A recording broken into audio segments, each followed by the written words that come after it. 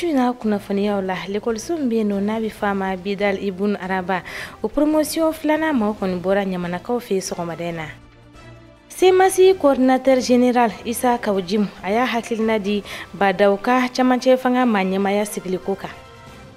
Nigeria jamana kunafoniya la mala dunia kafo bambachu yuka dansoga wala do konike ukara sababu ma bisaba ulu fatura uka jamana koron fe fanfe telenta mafleba ayo bismillah ka kunafoni wala li keneka ambamankana mun benani sofar kalo kle kononto ijira samba kile kemenani ani binani ani fla ni wakati ko ni basoro 20h ale temerani minute bisaba ye jene ka fe no iba fo gawo ka fe mulu ban lage sanga ani wati ka amblasira kunafoni ya dichugo ya nyuma hukumu konnana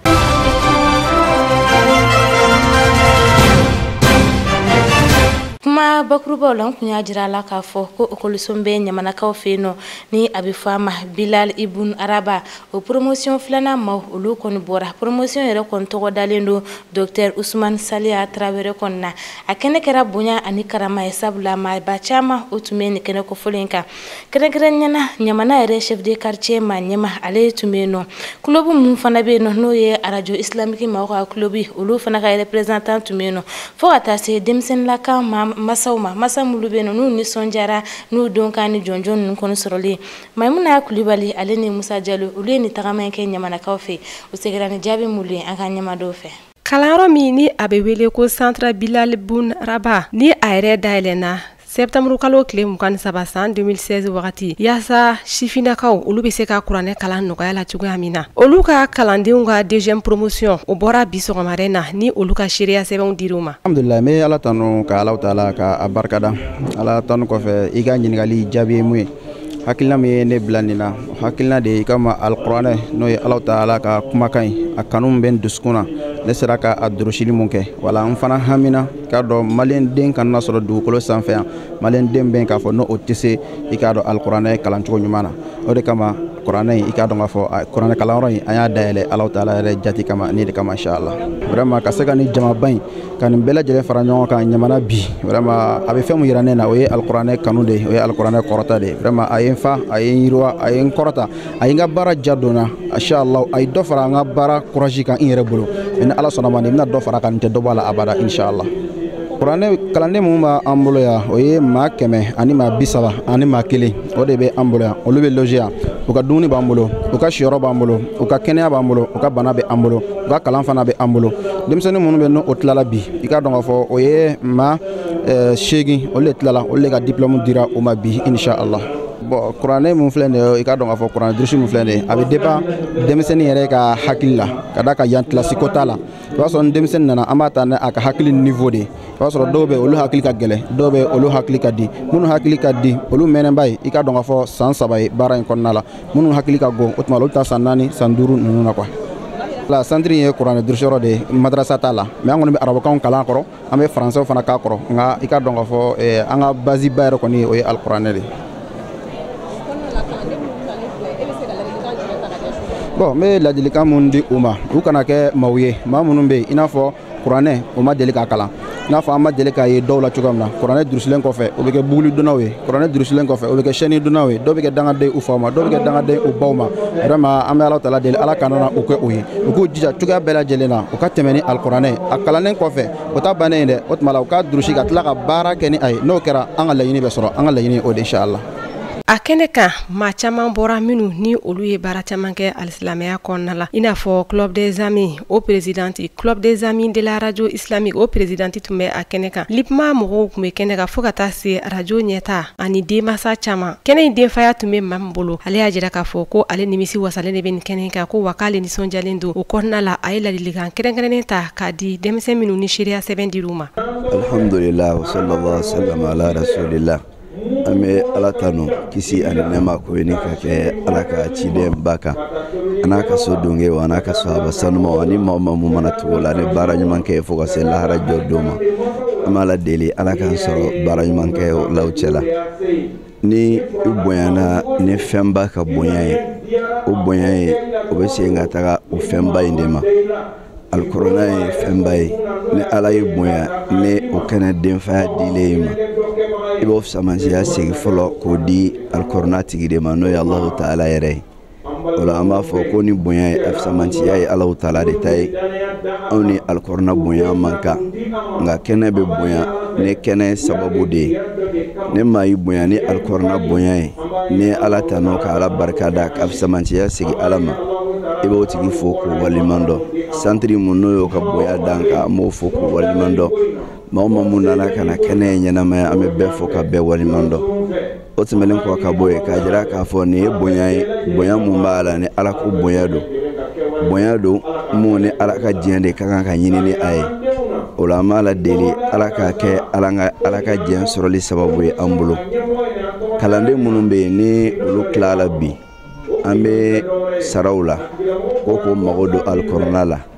O cogoya kelen na k'a ɲini jamanadenw bɛɛ lajɛlen fɛ an ka mago don an ka alkorona durusiyɔrɔw la. Ka d'a kan ka korona durusiyɔrɔ ninnu to san nataga la an bɛ korona kalanna ɲumanw sɔrɔ wa an bɛ alkorona yɛrɛ fana ka kɔrɔta sɔrɔ. Korona tɛ kɔrɔta dusi kɔnɔ fo ala k'o du kɔrɔta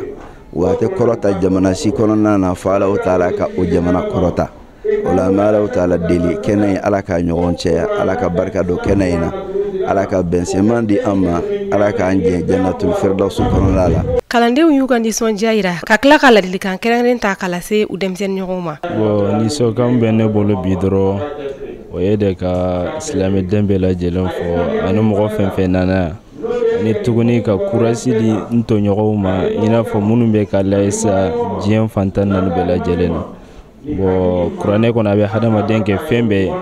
An bɛ k'an jija walasa hali n'an ma se ka durusi an ka tigiw kanu ou bien an ka se ka dɔɔni kɛ a la hali ni ma se ka durusi. O de ladilikan fɛn k'a lase jama silamɛ bɛɛ lajɛlen ma. Alhamdulillah wa salatu wa salam ala rasulillahi. An bɛ ala tanu an bɛ soli kɛ a ka kira ba kan o kɔfɛ an bɛ foli lase an masaw ma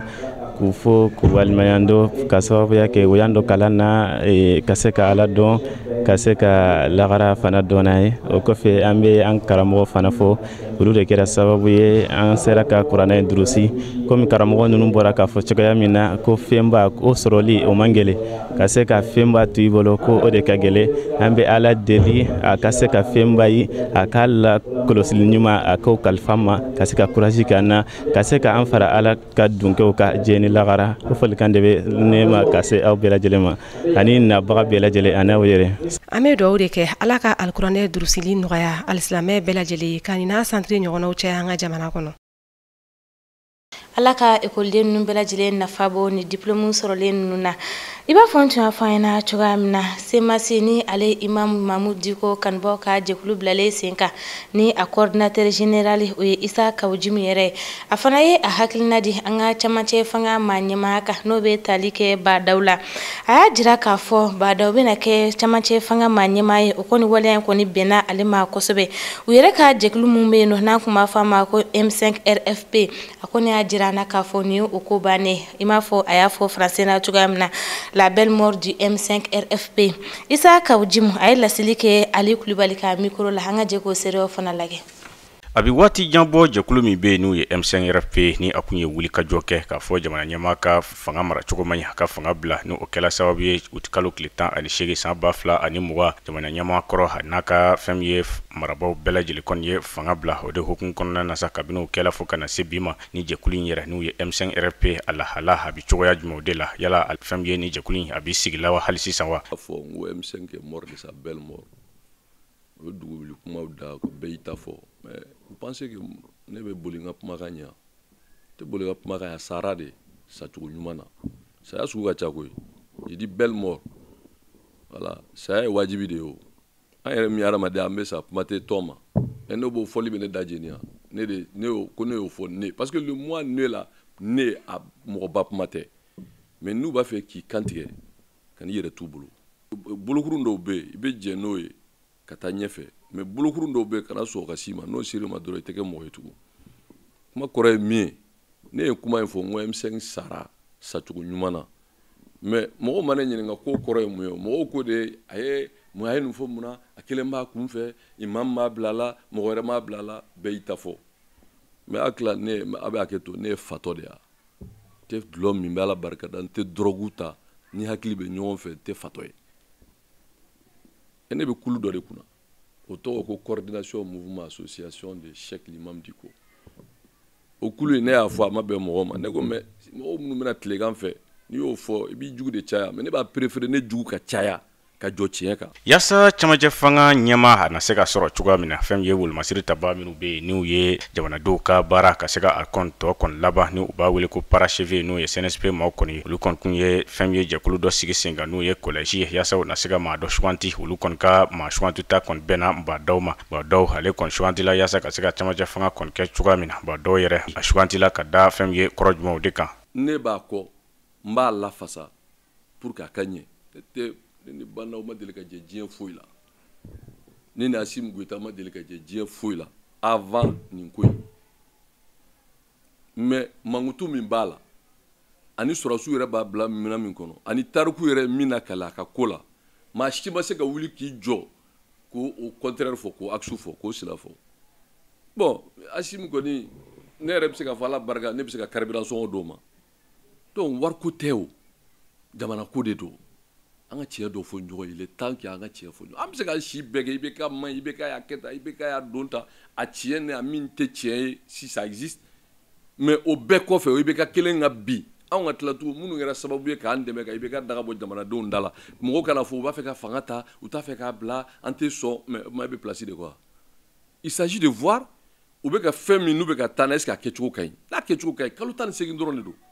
n'a ɲɛna bɛɛ bɛ hɛrɛ sɔrɔ e ye parti politique ɲɛmɔgɔ de ye parti politique ko ye min faga ɲini tɛ yan mais i ta campagne na i ka mɔgɔw hakilila don transition na pour que laɲini minnu fɔra charte la ka waleya parce que n'a bɔra président tacogo la karamɔgɔkɛ ani premier ministre tacogo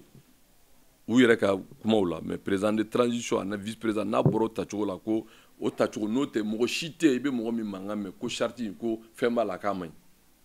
ça veut dire que charte tɛ o place kɛlɛ de don donc Banaw pour te répondre ne b'a lafasa n b'a dɛmɛ et puis cérémonie bannen n taara sɔrɔ cérémonie bannen ne taara f'a bara yan'a ka bɔ palais kɔnɔ oh je viens te réitérer monsieur le président mon soutien et mes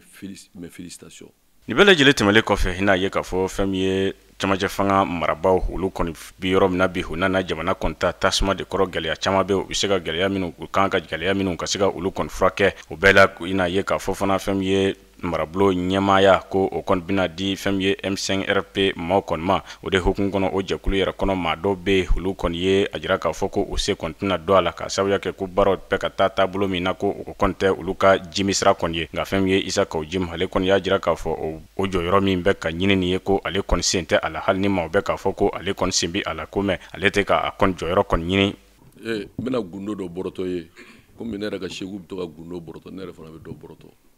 u bɛ fɛn f'i ye a si tɛ tiɲɛ ne m'o f'i ye ne taa réseaux sociaux i bɛ taa Malizine lajɛ i bɛ taa Semasi page lajɛ j'étais très clair ne bɛ se ka fɛn ɲini cogo n yɛrɛ ma min f'i ye quand même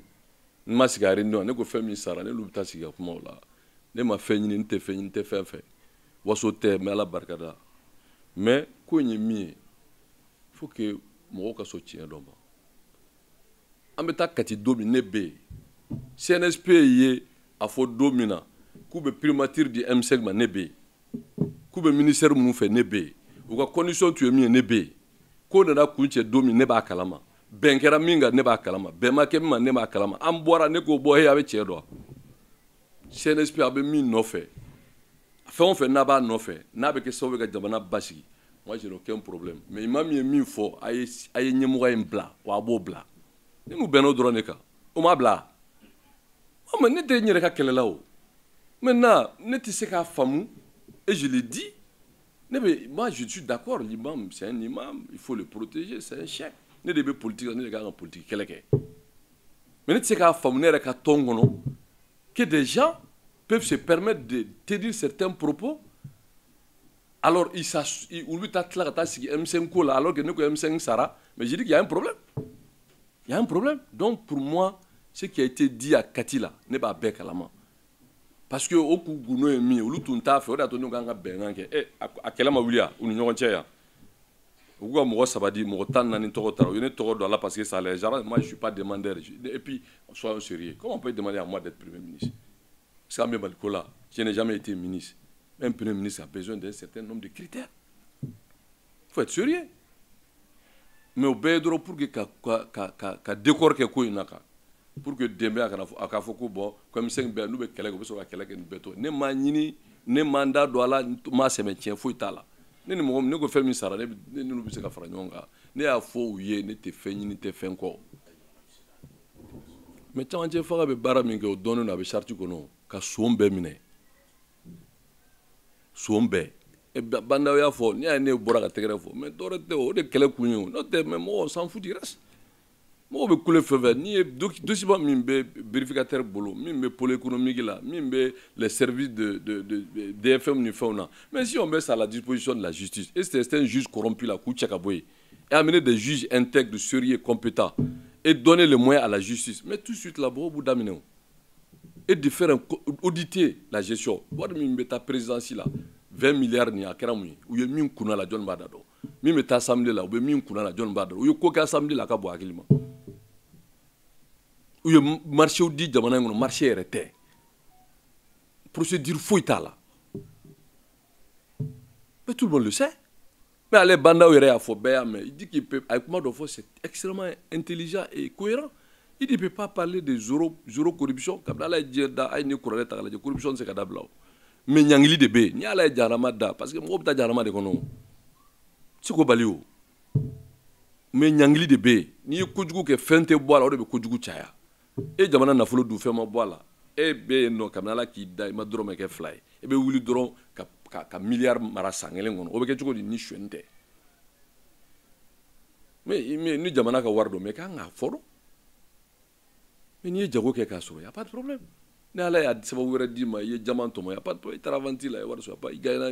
faire la y a pas de problème on faut mo kana fin soro be ka nga fin soro mais mo kelen nga mo ba kelen ni yoro du katla ko o na fo kelen ta katla kana mo halakino o be nyechugudi ya fo ko kolté mais ko problème ne be kuma kelen fi ko problème la wallahi ni ko le dit c'est ça ko kramo budade ko kramo jolibe no ni kalaro fem meta duma comment ils appellent ça là munumbe bo école là ka état be mun transférer ka ta privé là cantine jolibe nous ba war mais na cantine te fonctionner bita administration kramo nous ta ka ladje ceux qui sont en détachement mon école privée presque bebolo ou bénéficie de ça de l'état ni tara audité hein nous e mo ko menani fi ba so mo ko mete o ba war mais hay madrasa kramo o bala ima we dina ko dabla des élèves fictifs hay madrasa kramo o bala ba tia ala kuta a pekalo ko ala ko kuma beye dro kam wa hakli dans leur grande majorité ni o fo ko jimi keleretique moi je préfère ka keletique peu pour ka keleka wuli am se ga siki dongo do dro mo cité so ka barama bébé fait ki to etaka ima eta na kasilea mais banda we mi fo zéro impunité là moi je suis d'accord avec lui nam ne tara ne afa ngo président ngo kana mo nyefla ko ale chokoroba sam biolom la ale boka furla kana mo nyefla parce que nyefla rebe jamana ni anga karamo ni aywa ni no mais otenyo karamo be kurane fo be adisa fo isa kawjim nu ye semasi nyamaye kon yajira ka foko abi balde belajili wele balde kelengel na be belajili ka bulu di nyogoma yasa ka siga jamana dame ka sigama ani ka jamana nyeda kura wardi famye malikon ma Mopti région konnana bolla barakela mulu koni be no nuka bara ere be no ne ko bara lima uya jira kafo ubinu ka bara koni sinsi mopti région konnana kanyina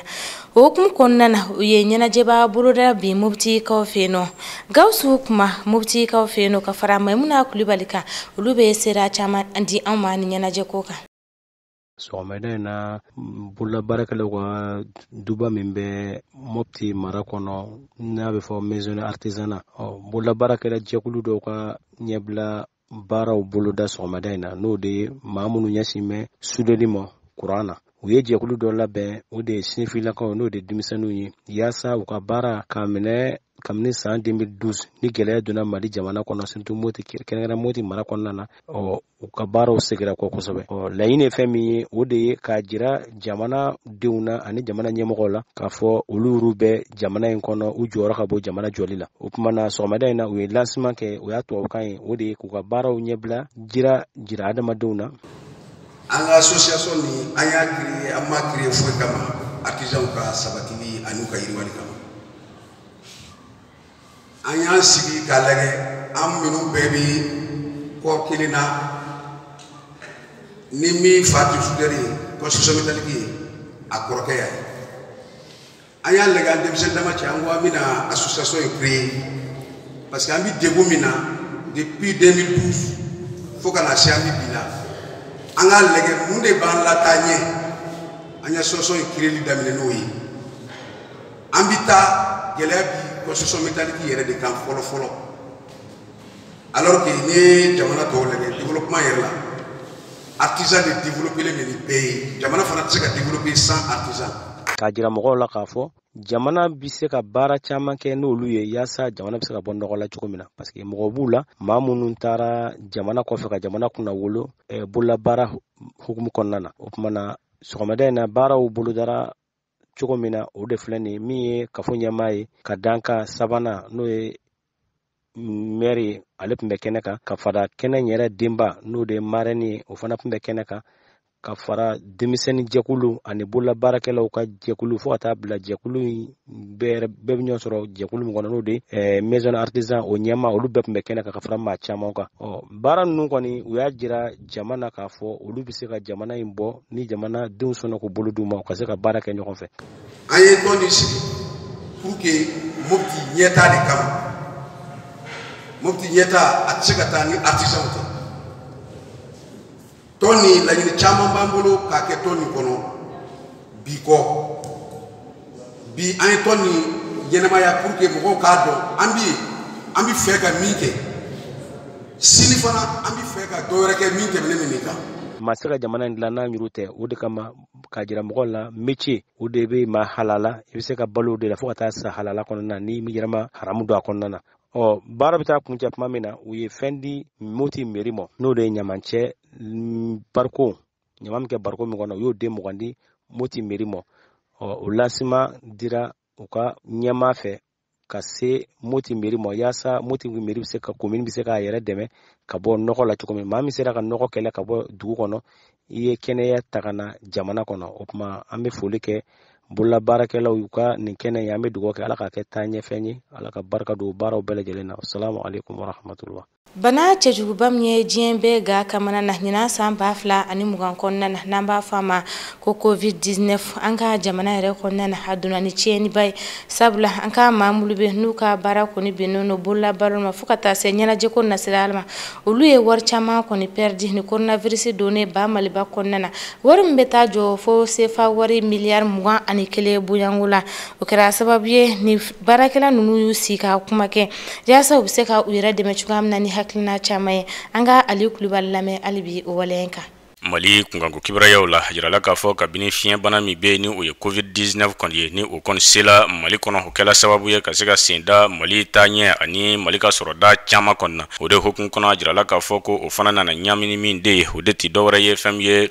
jamana ɲɛma o gwɛnle ka bɔ fanga kɔnɔ o de hukumu kɔnɔ fɛn ye Allemagne wasaden dɔ bɛ ni u b'a wele ko Christoph Hoffmann ale kɔni kun ye wele kan bɔ ka jira k'a fɔ fɛn ye Allemagne bɛ dɛmɛ min ta ka ɲɛsin Mali kɔni ma kasabi ta nasira fɛ ani dɛmɛ fɛn bɛ ni a bɛ Mali kɔni bila sira kɔ k'o bɛɛ lajɛlen kɔni de tigɛ o de hukumu kɔnɔ a nana wuli ka jɔ kɛ ka se Mali kɔnɔ yaasa ka na Mali fɛn ye magoɲɛbatigiw ka se ka na olu kɔni kuma ɲɔgɔnya cogoya min na a jirala k'a fɔ ani maa caman kɔni kumana de hukumu kɔnɔ a nana ye k'a fɔ ko fɛn ye maa 10,000 bɔ ɲɔgɔn Mali kɔnɔ ko fɛn ye fiɲɛ bana ko o kɔni kɛla sababu kɔni ye ka se ka olu bɛɛ lajɛlen ka baara kɔni jɔ wa olu ka baara jɔlen o kɛla sababu ye ka se ka fɛn ye kasabi min bɛ yen ka se ka o kɔni kɔli ni cakɛyɔrɔ nu ma n'u ye kɛ yɛrɛ ye cakɛyɔrɔ a mankan a n'a a fincini kɔnɔma ko o kasabi tali jɔ fo sefa wari miliyari 21 bɔɲɔgɔnko kɔnɔna o de hokun kɔnɔ fɛn ye ni wasaden alima ale fana kɔni y'a jira k'a fɔ ko tiɲɛ do koyi ko fɛn ye coronavirus fiɲɛ bana in ko a kɔni kɛla sababu kɔni ye ka fɛ ka fiɲɛ tigɛ Mali ka sɔrɔdaw kɔnɔna nka Alun Imran Jai ale ka fɔ cogo la ko coronavirus ko ni y'a jateminɛ ko kabini a kɔni nana Mali kɔni kɔnɔ i n'a ye k'a fɔ kɛ yɛrɛ ye cakɛyɔrɔ nu mangani ani fitiniw ko i b'a ye k'a fɔ ko a kɔni ye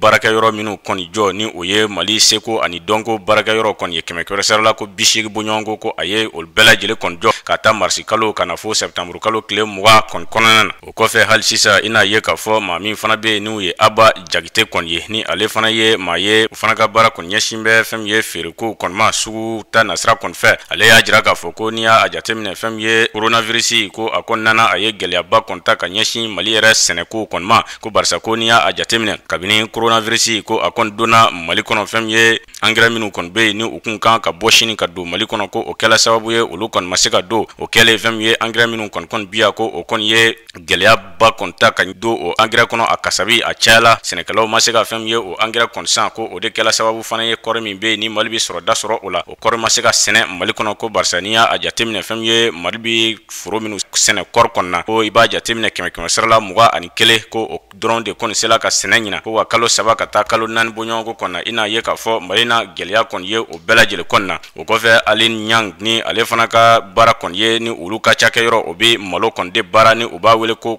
fondateur de malo ni olu ka baara fana ye ka malo kɔni bayɛlɛma ka kɛ dumuni sahalew kɔni ye ale kɔni y'a jira k'a fɔ ko Mali kɔni bɛ ka min de kɛ ka fɛn ye jamana ɲɛmaw ka se k'u fali ko kabini ko o si tɛ se ka fɛn ye jamana in bɔ gɛlɛya kɔnɔ min bɛ se ka jamana kɔni bɔ gɛlɛya la maa min bɛ ni u bɛ gafe de di walima ka se ka i ka gafe bila ka kasabi walima k'i ɲɛsin jamana baara kɔni ma ka se ka a bolonɔ bila a la ko fo olu de ka bɔ u naw na ya ko n'o kɛla fɛn ye Mali na se ka ɲɛ sɔrɔ ko sinɔ jamana ɲɛma yɛlɛma ko ma da la ko o bɛ se ka fɛn ye fɛlɛba sɔrɔ o la ko maa minnu bɛ duguma n'u bɛ gafeko ɲɛnabɔ ko olu de kan ka bɔ u nɔ na fɛn ye Mamadu Goro ale y'a jira k'a fɔ subahana mansiw de kan ka bila sen kan maaw ka u tɛgɛ da o kan yaasa baara ninnu a bɛɛ ka se ka kɛnɛmaya cogoya min na hali sisan a nana ye k'a fɔ ko n'i y'a jateminɛ Mali cɛkɛyɔrɔ mankanniw ko o caman bɛ yen walima cɛkɛyɔrɔ caman bɛ yen ko olu bɛɛ de informɛliw ye u lakodɔnlen tɛ ko o kɔni ye gɛlɛyaba kɔni ye Mali kɔnɔ Sheikh Umar Sumando ale ka ɲɛfɔcogo kɔnɔ na wa y'a jira fana k'a fɔ ko fɛn ye jamana kun ye min kɔni fɔ fana k'a fɔ ko o n'a cakɛyɔrɔ kɔni dɛmɛ fɛn ye fiɲɛ bana in nale ni sefa wari miliyari 20 bɔɲɔgɔnko ni o kɔni bilala o ka bolo kɔni kan ko ka se ka o sefa wari fana kɔni sɔrɔ ko o bɛɛ kun ye baara ye sani i tɛgɛ ka da o la ko o nana kɛ sababu ye fu fɛn ye sefa wari miliyari 20 ko kuma min kɔni kɛla ko maa si ma se ka a kɔni sɔrɔ o de hokun kɔnɔ ko o de kɛla sababu ye fɛn ye cakɛyɔrɔ kɛ yɛrɛ ye cakɛyɔrɔ ba minnu bɛ yen olu sɔrɔla ka se ka i kɔni sɛbɛkɔrɔ gɔngɔ fa o kasabiw kɔni na o de hokun kɔnɔ fɛn ye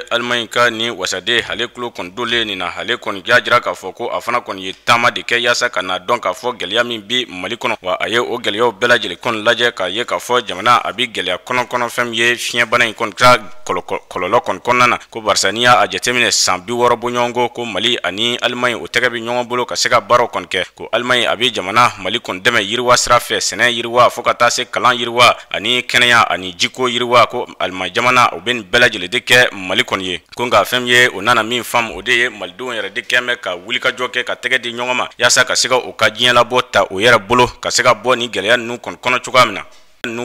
hali bi ala kan ka jamana sɔrɔ yiriwa k'a basigi ni de bɛ an kunda diɲɛ fantɔ kibaruyaw kan. Nigeria jamana kɔnɔna la a yirala k'a fɔ ko fɛn min maa 30 bɔɲɔgɔnko ye ko jumadon ko olu de kɔni fatura k'a sabu kɛ banbagacimaw yɛrɛ ka waleya cɛjugu ye ni kɔni kɛra Nigeria yɔrɔ la u b'a fɔ yɔrɔ min ma ko État de Borno wa a yirala k'a fɔ ko ni maa ninnu kɔni t'u la k'u ka gouverneur yɛrɛ kun bɛ a la ko ga ko bashima ale kɔni sɔrɔ a yirala k'a fɔ ko vendredi 2 septembre kalo tile 25 ko banbagacimaw Boko Haram maw k'olu kɔni nana bin u ka gouverneur n'a ka convoi maw ma k'o de kɔni kɔnɔna la maa 30 bɔɲɔgɔnko olu kɔni fatura sɛgɛsɛgɛliw kɔni kɔnɔna la a yirala k'a fɔ ko fɛn min u ka fintigilakaw kɛrɛnkɛrɛnnenya la polisiw ye ko o maa 12 bɔɲɔgɔnko de kɔni fatura nin waleya in kɔnɔna la ko fɛn min u ka sɔrasiw ye ko maa 5 kɔni fatura ko civil la ko maa 9 bɔɲɔgɔnko k'o de kɔni fatura ko wa k'u ka yɛrɛ lakana tɔn minnu bɛ n'u b'a fɔ ma ko milisi ko kɔni maa 4 bɔɲɔgɔnko de kɔni fatura banbagacimaw yɛrɛ ka nin waleya cɛjugu in kɔnɔna la sɛgɛsɛgɛliw kɔfɛ u y'a yira k'a fɔ ko maa fatuta kɔni nana 30 la ko barisa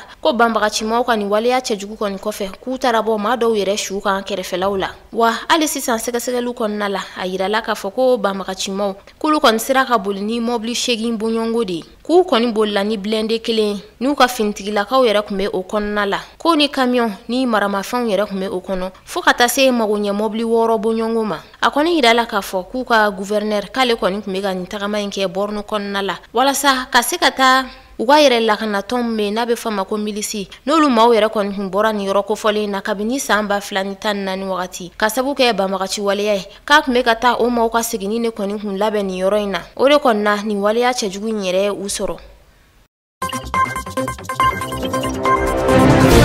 Sudan kunnafoniw na a bɛ taa se fo maa 830 bɔɲɔgɔnko la jizon donna minnu kan ni a kɛra kasaraba ye u ma o la damakasiw cayalen don kosɛbɛ u fan fɛ yen nɔ diɲɛ selege naani tɔnba Nations Unies ka jatew kɔnɔna la olu y'a jira k'a fɔ ko ni maaba hakɛ in bɛɛ lajɛlen kɔni ko olu ye kɔlɔlɔ sɔrɔ ji ka kasara la o la a caman bɛ yen nɔ u ye yɔrɔnin dɔw labɛn ni ko olu bila yen nɔ ni u caman bɛ ɲɔgɔn kan yen nɔ nin kɔni jizo ninnu kɛra sababu ye maa caman kɔni bɔnɛla a nin na wa a waleya kɛr'u fɛ yen nɔ a bɛ kalo 2 bɔ ɲɔgɔn ko bɔ ni ji kan kasara in kɔni bɛ ka kɛ u bara yen nɔ ni jizo bɛ ka dugu kan togoya bɛɛ lajɛlen na o de la maa minnu ni olu ye baɲumankɛ tɔn baarakɛ jɛkulu ye ni olu bɛ maaw dɛmɛ olu y'a jira k'a fɔ ko sira minnu ni maaw kan kɔnɔ fɛ ka se ka dɛmɛ na se ni ma kofɔliw ma k'i bɛna ye k'a fɔ ko o siraw bɛɛ kɔni tiɲɛna ni dɔw yɛrɛ tunnen don fo ka taa se pankurun bɛ jigin yɔrɔ minnu na ni olu kan ka na ni balow ye ko o yɔrɔ foyi de tu u bara an bɛ wagati min na fɔ bi o de fɛnɛ kɛn bɛ ka kamanagan kɛ ka ɲɛsin u dɛmɛbagaw ma ni olu ye humanitaires ye jateminɛw y'a jira k'a fɔ ko o kɔni ye ko ye ko min ni o tɛ ɲuman ye togoya si la ni jamana kofɔli ma ko sababuya kɛ an bɛ bana wagati min na fo ka taa se ko balo kɛgɛlɛya mana dugu kan ko ye gɛlɛya faralen gɛlɛya kan.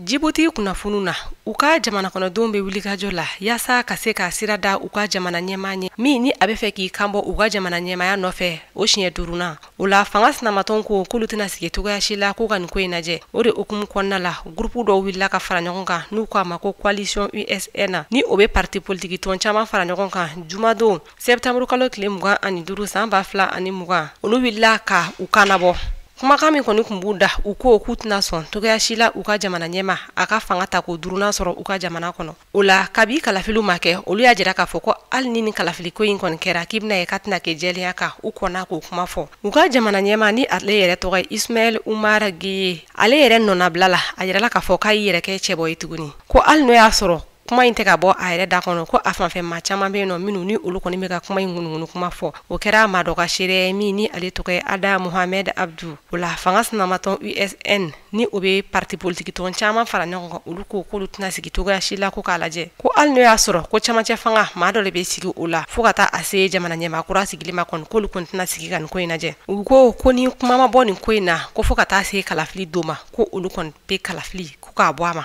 u ko fɛnɛ k'u bɛna bɔli dɔw boloda n'u bɛ bɔ bɔlɔnkɔnɔnaw la k'a jira k'a fɔ k'u ma jɛn n'a ye o dɔw bɛ tali kɛ mitinw na fo ka taa se kɛnɛma bɔliw la ni k'u kun ɲɛsin yɔrɔ wɛrɛw ma hali n'o y'a sɔrɔ k'u ye wulikajɔ laban minnu kɛ ko olu wulikajɔ caman bɛ yen nɔ ni olu balila wa o dɔw kɛra sababu ye ni finitigilakaw ni olu dɔw fɛnɛ karila ɲɔgɔn na o la u y'a jira k'a fɔ k'u ka wulikajɔ k'u bɛna daminɛ dɔɔni dɔɔni u ka kare kɔnɔnaw la ni ka sɔrɔ k'a laban kɛnɛmanaw la.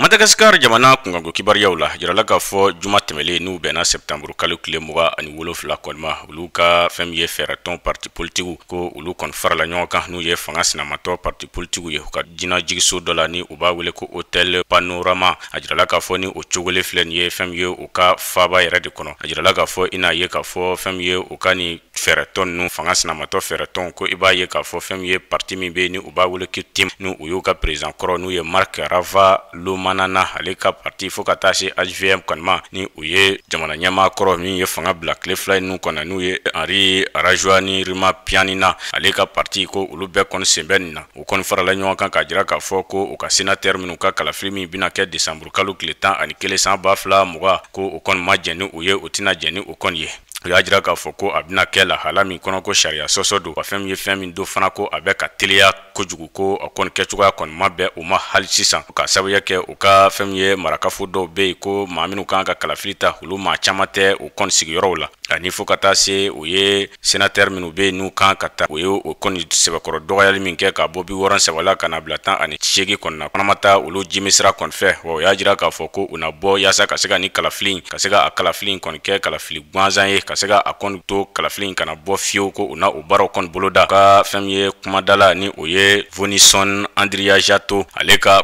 kumacogo kɔnɔna o y'a jira fana k'a fɔ ko ni kɛmɛ fɛn ye fanga tigilamaw olu ka baara de ye kuma n'u wulila o na sariya kɔni sɔsɔ ko wa u bɛ sariya sɔsɔ ka taa o yɛrɛ de ka fanfɛ mi fɛn bɛ ni olu bɛ se ka san sɔrɔ o la ko u bɛ sariya de sɔsɔ ka taa o fanfɛ ko o kɔni b'a jira o la k'a fɔ kalafili min bɛna kɛ desanburu kalo tile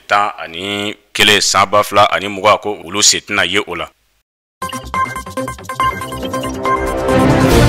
Teleta maflebo ni de bi dansigi o ka shuna kunnafoniya la aw mamulu be ni aw bala kan lage Kongo kɔfɛ fo ka se Segu kɔfɛ ma an be aw fo ɲɛta filɛli la su o su yasa aw bɛ se ka yɛrɛ kunnafoniya cogoya min na kunnafoniya cɛni a n'a jɛlen ka bamanankan cɛni na aw kan mɛn dɔn wɛrɛ.